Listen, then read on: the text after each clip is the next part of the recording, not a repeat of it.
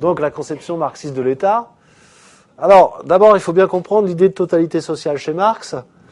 Marx, il dit, voilà, il n'y a pas un système économique, un système social, un système politique. Il n'y a pas tout ça. Marx, il dit, la société est une totalité. Au centre de cette totalité, ce qui domine, ce qui va déterminer toutes les autres sphères, c'est la sphère économique. Et dans le capitalisme, qu'est-ce qui est essentiel dans la sphère économique? C'est le rapport social de production dominant, le capitaliste qui possède les moyens de production, qui va acheter la force de travail du prolétaire et qui, en contrepartie, va percevoir un salaire, avec la théorie de l'exploitation qui va derrière. Donc ça, c'est le centre de la société. Ce centre est économique. La base économique domine les autres domaines de la vie collective. Et ensuite, il y a l'État. Et l'État, chez Marx, est un État de classe. C'est-à-dire, c'est un État qui est au service de la classe dominante du système économique dans lequel fonctionne la société. Pour être clair, dans une société capitaliste, l'État est un État de classe. Il défend donc les dominants du système, c'est-à-dire les capitalistes ou les bourgeois. Et donc, Marx qualifie cet État d'État bourgeois. Et donc, c'est une conception, alors, qui est peut-être un peu difficile à utiliser dans nos sociétés modernes, mais qui est en tous les cas intéressante, qui montre comment le politique peut être connecté à des logiques économiques et sociales.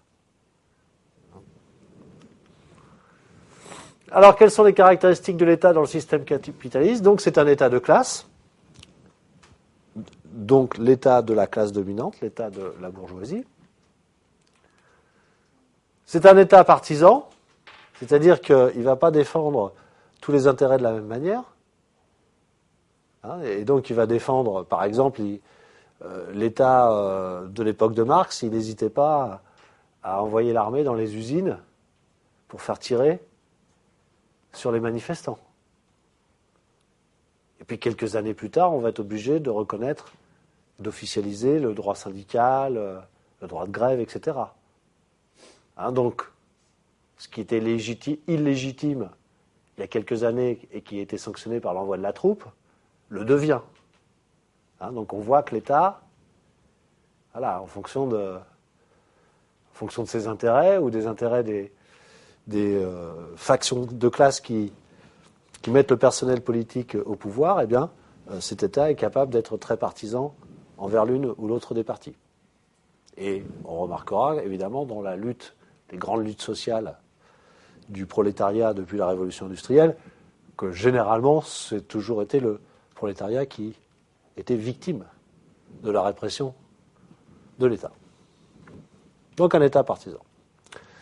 Un État béquille du capital, malheureusement, on pourrait presque illustrer cette métaphore par la situation actuelle, puisque ce sont les États qui ont permis aux banques de survivre après la crise de 2008. Donc ce sont des aides publiques. Eh bien, on peut dire que là, l'État s'est comporté comme une béquille du capital, c'est-à-dire que comme assistant du capital. Quand le capital fonctionne mal, va mal, eh bien, on demande à l'État d'intervenir, de sauver des entreprises, par exemple. Et on voit ces remarques, y compris dans notre société. Il y a toujours, il faut empêcher la disparition de temps d'emploi, donc il faut apporter une aide publique à l'entreprise. On voit que ça fonctionne aussi toujours un peu de cette manière-là, même si l'expression béquille du capital me paraît un petit peu forte, puisque c'est aussi dans le cas mentionné, c'est aussi une béquille du travail, puisque si l'État intervient, c'est aussi pour conserver les emplois. Donc, en tous les cas, voilà la conception de l'État de Marx. Donc, c'est un État de classe. Et donc, s'il y a une révolution, évidemment, il va falloir mettre à bas cet État, cette forme d'État, puisque il était au service de la classe dominante. Alors, l'État dans la société socialiste, donc ça, c'est l'État dans les sociétés pré-capitalistes et capitalistes. Alors, qu'est-ce qui va devenir l'État dans les sociétés socialistes, c'est-à-dire celles qui seront nées de la révolution des prolétaires contre les capitalistes? Alors, dans un premier temps, l'État va être garant de l'intérêt de la classe ouvrière. C'est-à-dire que c'est lui qui va défendre la classe ouvrière. Comment? En garantissant précisément ce qu'on appelle la dictature du prolétariat. C'est-à-dire qu'il n'y a plus qu'une classe qui est au pouvoir, c'est le prolétariat. Donc c'est une dictature parce que ça ne se remet pas en cause, il n'y a pas d'élection, c'est le prolétariat qui est au pouvoir, et le prolétariat va être représenté par les membres du Parti communiste qui, concrètement, vont tenir les rouages du pouvoir. Quelle est la justification théorique de ça? C'est précisément, l'État est là pour veiller qu'aucune classe n'apparaisse d'une manière subversive, c'est-à-dire que le prolétariat ne donne pas lieu à son tour à des divisions en fractions de classe ou en classes qui s'opposent. Donc voilà le rôle qui est donné à l'État du point de vue politique. Mais du point de vue économique, l'État socialiste, va gérer l'activité économique. Comment? D'abord, il va assurer la propriété collective du capital, c'est-à-dire des moyens de production. Quand on a exproprié les capitalistes, on n'a pas exproprié le capital. Marx dit, on a besoin du capital, pas des capitalistes. Donc le capital technique, etc., est nationalisé après une révolution dans un État socialiste, et c'est l'État qui va gérer cette propriété collective au nom du peuple. C'est ce qui est dit. Alors, la gestion et l'administration va se faire, comme on l'avait vu, quand on l'avait abordé, quand on avait traité la question de l'effondrement des pays du camp socialiste. L'administration économique va se faire sous forme de planification centralisée, c'est-à-dire que c'est l'État qui va prendre toutes les décisions de production, de distribution et de coordination des activités économiques. Et il va très mal le faire, d'une manière générale, parce que c'est la grande supériorité de l'économie de marché. Cette coordination, elle peut exister à un niveau décentralisé. C'est les mécanismes de marché. Elle a beaucoup de mal à exister de manière correcte et efficiente à un niveau centralisé. Il y a trop de décisions en interférence pour que une décision politique centralisée ait un sens et soit efficace. Donc ça, c'est le rôle de l'État socialiste dans sa première phase, qui est la phase du socialisme précisément, après la révolution bourgeoise. Donc l'État est toujours là, il a le monopole du pouvoir et il n'est pas démocratique, il est censé représenter le peuple, il est là pour empêcher que les classes sociales ne refassent leur apparition, et c'est lui qui va piloter la chose économique, en commençant par la gestion de ce qui lui appartient au nom du peuple, c'est-à-dire les outils de production.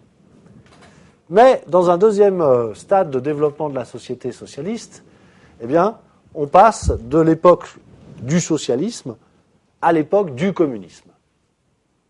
C'est-à-dire que le communisme n'est pas une étape qui se trouve directement derrière la révolution. Le communisme met un certain nombre de temps avant de se développer. Concrètement, évidemment, l'Union soviétique n'est jamais passée à la phase communiste. Elle est toujours restée bloquée à la phase socialiste avec précisément une propriété d'État et une gestion du système économique par le pouvoir centralisé.